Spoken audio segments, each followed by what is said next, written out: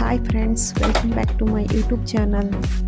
ಇವತ್ತು ಇಡ್ಲಿಗೆ ಸಿಂಪಲ್ ಆಗಿ ವೆಜಿಟೇಬಲ್ ಸಾಂಬಾರ್ ಮತ್ತು ಚಟ್ನಿ ಹೇಗೆ ಮಾಡೋದಂತ ನೋಡೋಣ.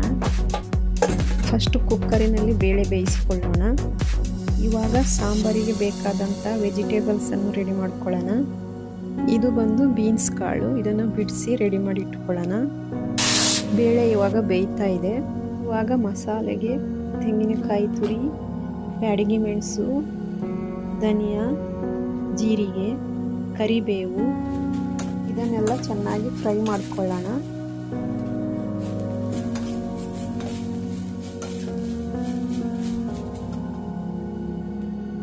ಇವಾಗ ಬೇಳೆ ಬೆಂದಿದೆ.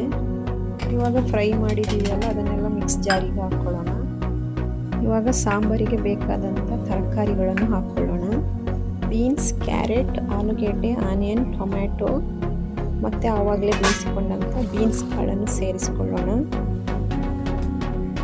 ಇದಕ್ಕೆ ಚಿಲ್ಲಿ ಪೌಡರ್ ಆ್ಯಡ್ ಮಾಡೋಣ. ಸ್ವಲ್ಪ ಸಾಂಬಾರ್ ಪೌಡರ್ ಹಾಕ್ಕೊಳ್ಳೋಣ. ಸಾಲ್ಟ್ ಹಾಕ್ಕೊಳ್ಳೋಣ. ಚೆನ್ನಾಗಿ ಮಿಕ್ಸ್ ಮಾಡ್ಕೊಳ್ಳೋಣ.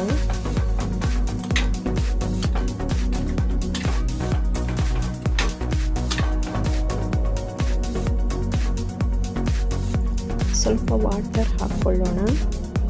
ಇವಾಗ ಆವಾಗಲೇ ಫ್ರೈ ಮಾಡಿದ್ದೀವಲ್ಲ ಅದಕ್ಕೆ ಸ್ವಲ್ಪ ಟೊಮ್ಯಾಟೊ, ಈರುಳ್ಳಿ, ಕೊತ್ತಂಬರಿ ಸೊಪ್ಪು, ಸ್ವಲ್ಪ ಹುಣಸೆಹಣ್ಣು ಸೇರಿಸೋಣ.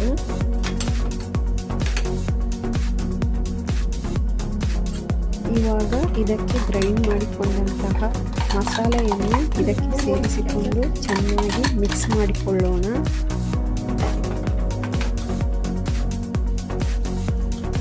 ಇವಾಗ ಇದಕ್ಕೆ ಎಷ್ಟು ನೀರು ಬೇಕು ಅಷ್ಟು ಸೇರಿಸಿಕೊಳ್ಳೋಣ.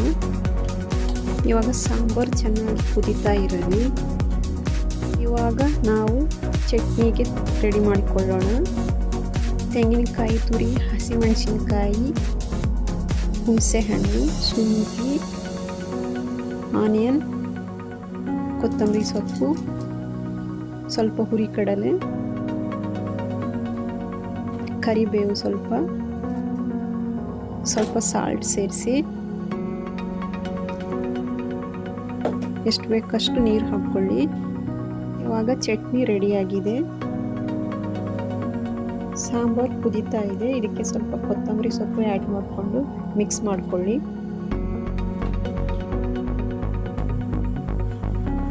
ಇವಾಗ ನಾವು ಒಗ್ಗರಣೆಗೆ ರೆಡಿ ಮಾಡ್ಕೊಳ್ಳೋಣ.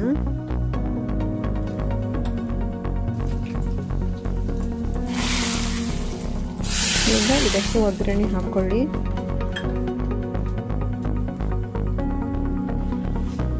ಫ್ರೆಂಡ್ಸ್, ಇಡ್ಲಿಗೆ ಸಾಂಬಾರ್ ರೆಡಿ ಇದೆ. ಇವಾಗ ನಾವು ಇಡ್ಲಿಗೆ ರೆಡಿ ಮಾಡ್ಕೊಳ್ಳೋಣ. ಇಡ್ಲಿ ಪಾತ್ರೆಗೆ ನೀರು ಹಾಕಿ ಅದು ಕುದೀತಾ ಇರಲಿ. ಇವಾಗ ಇಡ್ಲಿ ಪ್ಲೇಟಿಗೆ ಎಣ್ಣೆ ಸವರಿ ಇವಾಗ ಇಡ್ಲಿ ಹಿಟ್ಟನ್ನು ಹಾಕ್ಕೊಳ್ಳೋಣ. ಇಡ್ಲಿ ಹಿಟ್ಟನ್ನು ಇಡ್ಲಿ ಪಾತ್ರೆಗೆ ಇಡೋಣ. ಇವಾಗ ಇದನ್ನು ಮುಚ್ಚಿಟ್ಟು ಒಂದು 10 ಮಿನಿಟ್ಸ್ ಲೋ ಫ್ಲೇಮಲ್ಲಿ ಬೇಯಿಸೋಣ.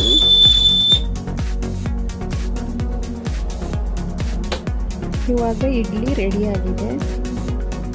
ಈ ವಿಡಿಯೋ ನಿಮಗೆ ಇಷ್ಟ ಆದರೆ ಫ್ರೆಂಡ್ಸ್ ಲೈಕ್ ಮಾಡಿ, ಶೇರ್ ಮಾಡಿ, ಸಬ್ಸ್ಕ್ರೈಬ್ ಮಾಡೋದನ್ನು ಮರೆಯಲೇಬೇಡಿ.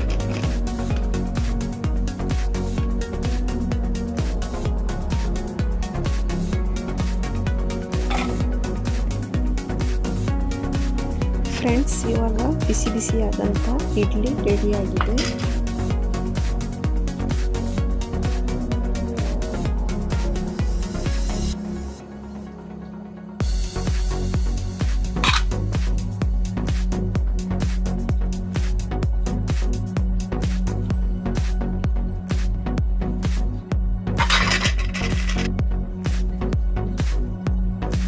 ಫ್ರೆಂಡ್ಸ್, ಇಲ್ಲಿಗೆ ನನ್ನ ವಿಡಿಯೋವನ್ನು ಮುಗಿಸ್ತಾ ಇದ್ದೀನಿ.